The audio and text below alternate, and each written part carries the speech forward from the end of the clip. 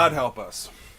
Alright, so for those of you who are unaware, the internet exploded the other day when Konami, one of the biggest mismanaged muck-ups of the video game development world, dropped the bombshell on it. The announcement of a new Metal Gear game, Metal Gear Survive. Now, excuse me while I put off my No Man's Sky review just so I can give you my thoughts on this whole situation. Now, of course, I could just rant and rave and shout with anger and yell about why this is absolutely terrible, just like the rest of the internet, and trust me, they're in the complete right to do so if they're angry about this, because that's passion for you. But actually, for me, I think I'm going to come at this with a more of an analytical approach and maybe explain why the internet is reacting in such a negative way. And also maybe give you a little bit of an insight as to why this just was not a good idea for Konami in general. So the first thing to acknowledge is that Konami has been in deep water for some time now. Not unlike other video game developers, but Konami, in just a fraction of the time, showed just how quickly they can royally screw up a legacy and turn their once proud fanbase into their biggest enemies. Through short years, their decline in quality titles for famed franchises really began to show just how distant they were becoming and putting more of their efforts on other projects.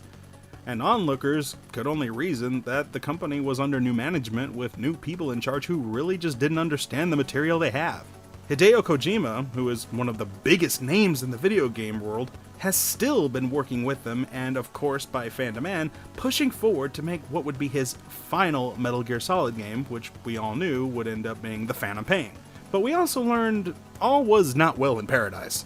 To this day, it's never been clear just what the hell happened between him and the people behind Konami's flag, but shortly before the game was released, Kojima was leaving the company, and the Silent Hills project, which had everybody hyped up, was cancelled. Making matters worse, Metal Gear Solid 5 had some development restraints that left the final product unfinished and without an ending. But despite that, and the game's clear flaws and lack of content, it was still a pretty solid game. After Kojima left on admittedly bad terms with the corporation, despite what service appearances say, the heads of Konami were still eager to milk the franchise as well as others in the popular gambling scene in Japan, called Pachinko.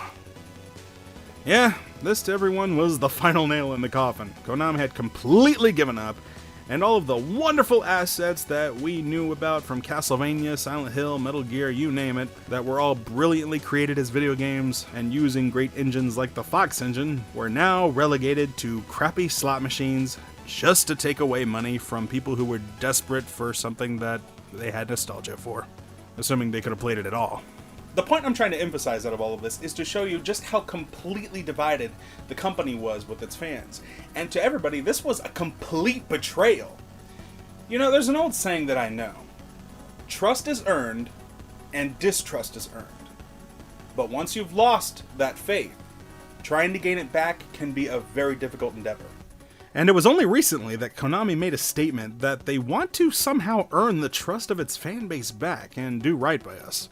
Well, out of nowhere, sure, and while that's all fine and good, it's just words. And that's not what people want to see. They want to see honest-to-God effort.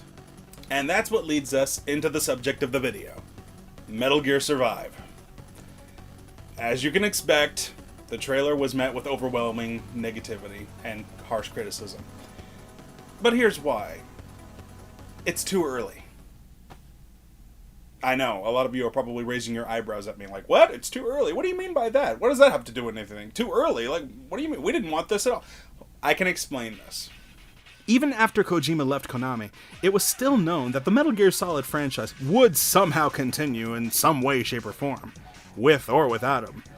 And as history's shown, without his direct involvement, Metal Gear games have been pretty meh. So that really in itself is one of the problems, because we have this built-in bias that without a key developer being there who potentially started a franchise, the series can't really continue because the heart and soul is no longer there. And there's a lot of truth to that one. One of the better examples is in another famous franchise Konami owns that has suffered a similar fate, the Silent Hill series again. After the first 4 great games, the team responsible was finally disbanded, and the future of the series was left to other programmers in the industry that really didn't know what the hell to do with it. And as a result, the series suffered. With that alone, it's easy to speculate just how much trouble the Metal Gear franchise is probably in. So you can't really blame the fans for reacting in a negative way. Not just to another game, but one that seems to be quite a departure from what we've come to know and love out of Metal Gear. But that's not to say that we haven't gotten departures before. And one of the big saves for those games was the lack of the word solid in the title. Hence Metal Gear Solid or Metal Gear Rising, Metal Gear Acid. See, it was supposed to serve as some kind of an excuse as to why those games didn't follow the status quo. We've gotten really good ones before, like Metal Gear Rising, which took place after the entirety of the series, which was actually a good call, meaning it didn't have to be tied down to the mythology of the previous games, and it could carve its own path with the characters it had. Metal Gear Acid games, while more taboo, are interesting spin-offs that took place in different universes altogether, so it too could get away with making things up. But the difference between them and Survive is that we knew that the Solid series was still in Kojima's hands first and foremost, and the series was still thriving and promising new things when a new Solid game was going to come out. This, in the long run, just feels like an easy way out, and the big problem with it is that it directly influences the main series. Now, for those of you who are unaware, Metal Gear Solid 5's big reveal at the end was that the entire time you were not playing as Snake at all. You were actually playing as your own self-representation of a character that you created to look like Snake surgically to hide his whereabouts and keep his identity secret from the Patriots who were growing at this time. Trust me, it's a long, confusing story. But see, what happens in this trailer is that apparently sometime after the ending events of Metal Gear Solid Ground Zeroes, well, not really sometime after, like right after, an event happens where this wormhole comes down and now is sucking up these characters who were left behind after that cataclysmic event and are taken into a different dimension. Now, I've also heard that this takes place at the end of Phantom Pain as well, so your character, your own self-representation of a character, makes an appearance in this trailer, which suggests that either that was him on Ground Zeroes or this is taking place after Phantom Pain. It's unclear, but either way, again, this is directly influencing the timeline, which takes place in between these Metal Gear games. This isn't like Rising, where it takes place after the entirety of the events, where it doesn't matter, or like Metal Gear Acid, where it was a established alternative timeline altogether that had nothing to do with the main series. This is canon from what it looks like. I mean, unless they do come out and say that this ultimately has nothing to do with Metal Gear at all, we're just cashing in on the name.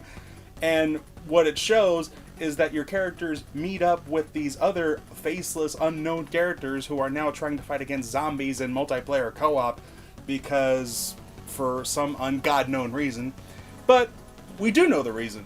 It's because zombies are the it thing right now. And survival is hip. Resident Evil 7 is turning heads, Kojima's new project Death Stranding has a ton of anticipation, and No Man's Sky, for whatever it's worth, has what people call the element of survival, if you say so. Anyway, not too much else is known about Metal Gear Survive at this point. The only thing that we really know for sure is that it is indeed a spin-off that has to do with multiplayer potential online co-op.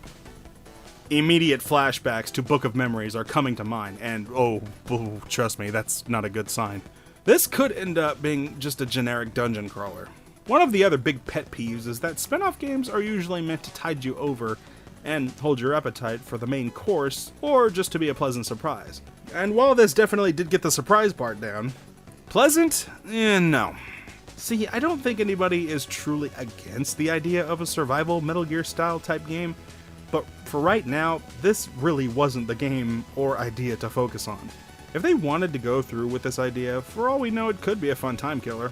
Who knows? What should have been focused on more was the current state of the series. Metal Gear Solid 5 was noticeably in need of some fine-tuning, and this is where the focus of trying to earn back trust should have began. The reconstruction of the final chapters of this game we already knew existed because of the documentary showing us just how much we were missing out on, which was the real epic conclusion. I will surpass my father, destroy my father, destroy you! I'll kill all of Cypher. I'll destroy your precious world.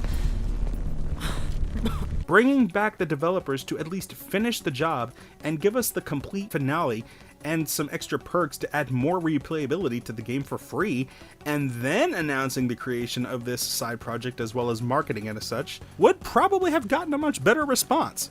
Of course, there will always still be the divide in the fan base, those who are willing to try new things and those who are willing to stand by their convictions, flawed or otherwise. But right now, a spin-off is not what people wanted and definitely not what the series needed, and really should not have been the best foot forward in an attempt to win back a fan base that has pretty much wiped their hands clean of the company. Instead, what Metal Gear Survive is kind of telling us at face value is that Konami has pretty much become self-aware, and there is no way that they can create a solid Metal Gear game that is anywhere near up to the standard and quality that we've come to expect out of games that Hideo Kojima has been directly involved in. And all they're really going to do is try to take little snippets from what we've come to know from this series and try to cash in on those just as best as they can in cheap marketing thrills and simple ploys. Anyway, that's merely my own opinion. And with it being my own opinion, maybe you might have gained some insight or something to think about. Of course, none of this is to say that Konami won't do right by the fans in the future. But in the order in which it's been shown, it's not hard to see how it could have gone better. If you can see potential enjoyment out of this, that's fine, there's no harm in it. It's just not what the mainstream fans were expecting. I know I wasn't. You can bet I'll probably have more updates as more news comes out. Well, until then, those are my thoughts on Metal Gear Survive. The only thing we can do now is wait and see if Metal Gear, the franchise, and Konami can survive. Kind of an ironic way that they use the term survive, because you don't know if they can survive it or not, or whether or not the Metal Gear franchise is on life support. Anyway, thank you guys so much for watching. Hopefully this was at least insightful to some degree, entertaining. Hey, always. And before you go, please hit the subscribe button. There's all sorts of cool links. You can follow us on Twitter, Facebook, and all that other stuff. And look over there, see all that cool stuff. You should click on it. It's really awesome. Check it out. Subscribe. Yeah, do it, please.